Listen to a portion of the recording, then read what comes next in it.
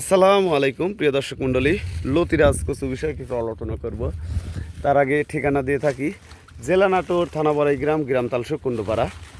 আমাদের যে কচুর চারা দেখতে পাচ্ছেন, এই যে চারা উঠাচ্ছি আমরা। এক ভাই অর্ডার দিছে, ওনার জন্য চারা ওঠাচ্ছি। এই কচুটা রোপণ করার নিয়ম লাইনে 1 হাত পর পর, এক লাইন থেকে আরেক লাইন 1.5 হাত পর পর এই কচুর চারা রোপণ করার নিয়ম।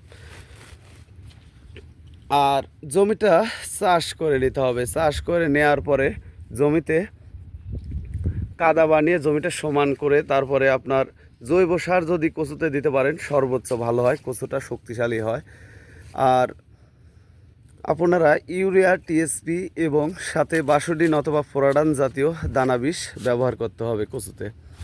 প্রিয় ভিউয়ার্স, আমরা বাংলাদেশের প্রতিটি জেলায় এই লতিরাজ কচুর চারা সেল দিয়ে থাকি 2 টাকা পিস মূল্যে।